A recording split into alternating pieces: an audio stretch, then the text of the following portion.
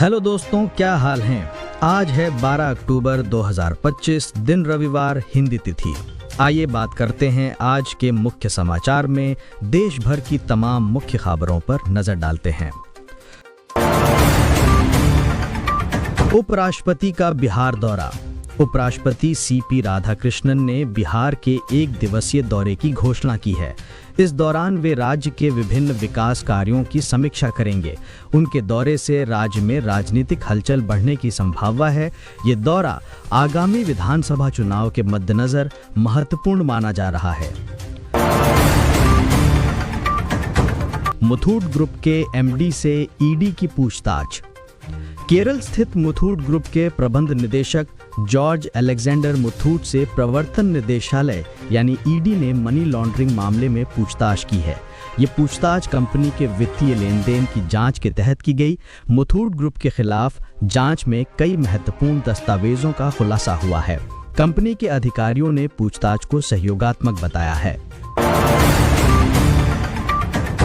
नानक मत्ता साहिब हत्या केस में जमानत। उत्तराखंड हाईकोर्ट ने नानक मत्ता साहिब गुरुद्वारा हत्या मामले में बाबा अनूप सिंह को जमानत दे दी है। इस फैसले से स्थानीय सिख समुदाय में मिश्रित प्रतिक्रियाएं आई हैं। मामले की जांच जारी रहने के बावजूद जमानत मिलने से आरोपी को राहत मिली है। इस फैसले को लेकर राजनीतिक दलों में भी चर्चा हो रही है। पाकिस्तान में आत्मघाती हमला। पाकिस्तान के खैबर पख्तूनख्वा क्षेत्र में पुलिस ट्रेनिंग स्कूल पर आत्मघाती हमला हुआ है। हमले में सभी हमलावर मारे गए हैं, लेकिन कोई भी पुलिसकर्मी हताहत नहीं हुआ है।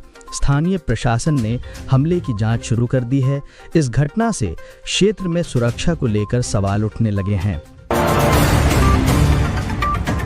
उत्तर कोरिया और रूस के बीच वार्ता। उत्तर कोरिया के नेता किम जोंग उन ने रूस के टेनिस खिलाड़ी मेदवेदेव से मुलाकात की। ये मुलाकात दोनों देशों के बीच सांस्कृतिक और खेल संबंधों को बढ़ावा देने के उद्देश्य से थी। दोनों नेताओं ने आपसी सहयोग बढ़ाने पर चर्चा की। इस बैठक को लेकर अंतर्राष्ट्रीय समुदाय में रुचि बनी हुई है। अंतर्राष्ट्रीय समाचार। दक्षिण अमेरिका में भूकंप। दक्षिण अमेरिका के उत्तरी छोर पर 7.8 तीव्रता का भूकंप आया। भूकंप के झटके कई देशों में महसूस किए गए हैं। प्रारंभिक रिपोर्टों के अनुसार जान माल का नुकसान हुआ है। स्थानीय प्रशासन राहत कार्यों में जुटा हुआ है। न्यूजीलैंड में चुनावी हलचल। न्यूजीलैंड में आगामी आम चुनाव के लिए राजनीतिक पार्टियों ने प्रचार तेज कर दिया है। प्रधानमंत्री ने विपक्षी दलों पर भ्रष्टाचार के आरोप लगाए हैं। विपक्षी दलों ने इन आरोपों को राजनीति से प्रेरित बताया है।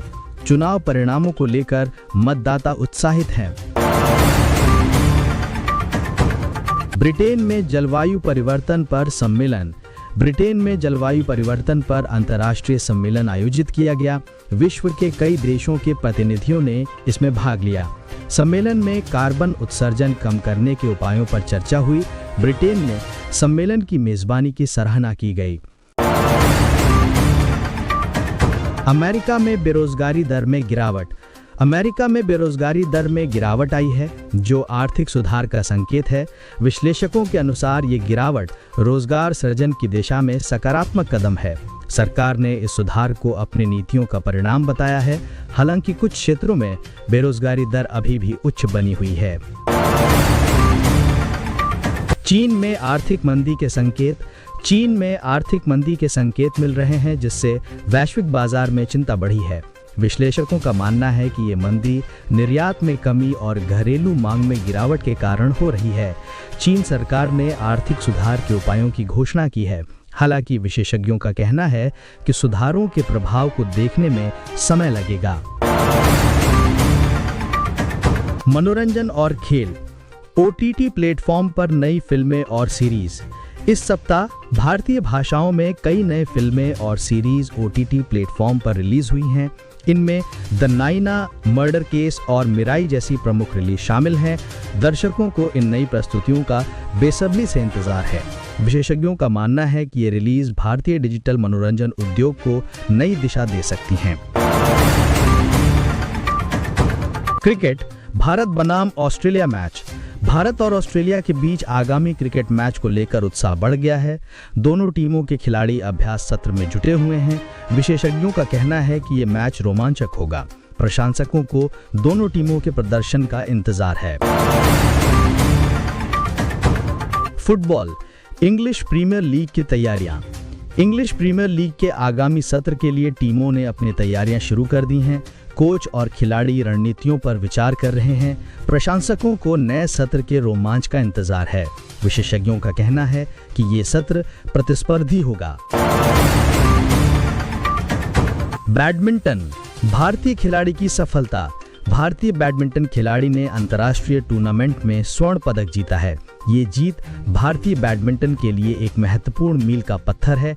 खिलाड़ी की कड़ी मेहनत और समर्पण ने उसे ये सफलता दिलाई है। इस जीत से देश में बैडमिंटन के प्रति रुचि बढ़ने की संभावना है। टेनिस, महिला टेनिस खिलाड़ी की शानदार वापसी। महिला टेनिस खिलाड़ी ने चोट के बाद शानदार वापसी की है। उनके प्रदर्शन में सुधार ने कोच और प्रशंसकों को उत्साहित किया है। विशेषज्ञों का मानना है कि वो आगामी टूर्नामेंट्स में अच्छा प्रदर्शन करेंगी। उनकी वापसी से महिला टेनिस को नई ऊर्जा मिली है। मौसम और पर्यावरण, दिल्ली में वायु गुणवत्ता में सुधार। दिल्ली में वायु गुणवत्ता सूचकांक में सुधार हुआ है, जिससे नागरिकों को राहत मिली है। प्रदूषण नियंत्रण उपायों के परिणाम स्वरूप ये सुधार हुआ है। स्थानीय प्रशासन ने नागरिकों से और सहयोग की अपील की है। विशेषज्ञों का कहना है कि यह सुधार अस्थायी हो सकता है। मुंबई में भारी बारिश की चेतावनी। मुंबई में अगले 48 घंटों के दौरान भारी बारिश की चेतावनी जारी की गई है। स्थानीय प्रशासन ने नागरिकों से सतर्क रहने की अपील की है। सड़कों पर जलभराव और यातायात में रुकावट की संभावना जताई गई है। मछुआरों को समुद्र में न जाने की सलाह दी गई है। कोलकाता में तापमान में वृद्धि। कोलकाता में तापमान में वृद्धि देखी गई है, जिससे नागरिकों को गर्मी का सामना करना पड़ रहा है। मौसम विभाग ने अगले कुछ दिनों में तापमान में और वृद्धि की संभावना जताई है। स्थानीय प्रशासन ने जल आपूर्ति और बिजली आपूर्ति की स्थिति की समीक्षा शुरू कर दी है। नागरिकों को पानी की बचत और ऊर्जा संरक्षण की अपील की गई है। तमिलनाडु में बाढ़ की स्थिति। तमिलनाडु के कुछ हिस्सों में भारी बारिश के कारण बाढ़ की स्थिति उत्पन्न हो गई है। स्थानीय प्रशासन ने राहत और बचाव कार्य तेज कर दिए हैं। नदी के किनारे बसे गांवों में जलस्तर में वृद्धि से लोग प्रभावित हुए हैं। राज्य सरकार ने केंद्र से आपातकालीन सहायता की मांग की है। उत्तर प्रदेश में स्वास्थ्य विभाग की समीक्षा बैठक। उत्तर प्रदेश के स्वास्थ्य विभाग ने राज्य के विभिन्न जिलों में स्वास्थ्य सेवाओं की समीक्षा बैठक आयोजित की है। बैठक में चिकित्सा सुविधाओं की स्थिति और कर्मचारियों की उपलब्धता पर चर्चा की गई। स्वास्थ्य मंत्री ने अधिकारियों को आवश्यक सुधारात्मक कदम उठाने के निर्देश दिए। राज्य में स्वास्थ्य सेवाओं को बेहतर बनाने के लिए योजनाएं बनाई जा रही हैं। महाराष्ट्र में सड़क दुर्घटना में 10 की मौत। महाराष्ट्र के पुणे जिले में एक सड़क दुर्घटना में 10 लोगों की मौत हो गई है। दुर्घटना में कई अन्य लोग घायल हुए हैं, जिन्हें अस्पताल में भर्ती कराया गया है। पुलिस ने मामला दर्ज कर जांच शुरू कर दी है। प्रारंभिक रिपोर्टों के अनुसार तेज रफ्तार और लापरवाही से दुर्घटना हुई है। राजस्थान में कंबल वितरण अभियान। राजस्थान सरकार ने सर्दी से बचाव के लिए कंबल वितरण अभियान शुरू किया है। मुख्यमंत्री ने जयपुर में इस अभियान की शुरुआत की और जरूरतमंदों को कंबल वितरित किए। सरकार ने अगले 1 महीने में राज्य के सभी जिलों में यह अभियान चलाने की योजना बनाई है। इस पहल से लाखों गरीब और असहाय लोगों को राहत मिलने की उम्मीद है। उत्तराखंड में पर्यटन सीजन की शुरुआत। उत्तराखंड में पर्यटन सीजन की शुरुआत हो गई है, जिससे राज्य की अर्थव्यवस्था को संजीवनी मिल रही है। राज्य सरकार ने पर्यटकों के लिए विशेष पैकेज और सुविधाएं उपलब्ध कराई हैं। गंगोत्री, यमुनोत्री और नैनीताल जैसे प्रमुख स्थलों पर पर्यटकों की भीड़ बढ़ी है। लाखों व्यवसायियों ने पर्यटन से संबंधित सेवाओं में सुधार की दिशा में कदम उठाए हैं। दिल्ली में प्रदूषण नियंत्रण के उपायों की समीक्षा। दिल्ली सरकार ने प्रदूषण नियंत्रण के उपायों की समीक्षा बैठक आयोजित की है। बैठक में निर्माण कार्यों, वाहनों की संख्या और औद्योगिक उत्सर्जन पर चर्चा की गई है। सरकार ने सर्दी के मौसम में प्रदूषण स्तर को नियंत्रित करने के लिए नई योजनाएं बनाई हैं। नागरिकों से भी प्रदूषण नियंत्रण में सहयोग की अपील की गई है। गुजरात में किसानों के लिए ऋण माफी योजना। गुजरात सरकार ने किसानों के लिए ऋण माफी योजना की घोषणा की है। इस योजना के तहत छोटे और सीमांत किसानों के ऋण माफ किए जाएंगे। मुख्यमंत्री ने इस योजना को किसानों की आर्थिक स्थिति को सुधारने की दिशा में महत्वपूर्ण कदम बताया है। किसानों ने इस पहल का स्वागत किया है और सरकार का आभार व्यक्त किया है। पंजाब में महिला सुरक्षा को लेकर जागरूकता अभियान। पंजाब पुलिस ने महिला सुरक्षा को लेकर जागरूकता अभियान शुरू किया है। अभियान के तहत स्कूलों, कॉलेजों और सार्वजनिक स्थानों पर सेमिनार और कार्यशालाएं आयोजित की जा रही हैं। महिलाओं को उनके अधिकारों और सुरक्षा उपायों के बारे में जानकारी दी जा रही है। पुलिस ने महिलाओं से किसी भी आपातकालीन स्थिति में तुरंत संपर्क करने की अपील की है। हरियाणा में खेलों के लिए नई नीति की घोषणा। हरियाणा सरकार ने राज्य में खेलों के विकास के लिए नई नीति की घोषणा की है।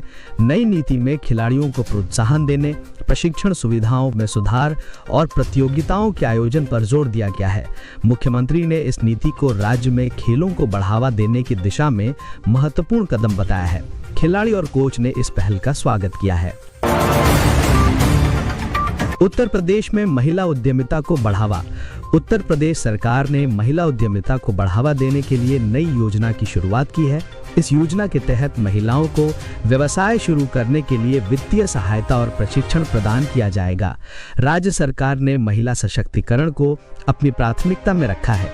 महिलाओं ने इस पहल का स्वागत किया है और सरकार का आभार व्यक्त किया है। बिहार में शिक्षा के क्षेत्र में सुधार की पहल। बिहार सरकार ने शिक्षा के क्षेत्र में सुधार के लिए नई योजनाओं की घोषणा की है। इन योजनाओं में स्कूलों में बुनियादी सुविधाओं की उपलब्धता, शिक्षकों की ट्रेनिंग और पाठ्यक्रम में सुधार शामिल है। मुख्यमंत्री ने शिक्षा को राज्य के विकास की कुंजी बताया। शिक्षकों और अभिभावकों ने इस पहल का स्वागत किया है।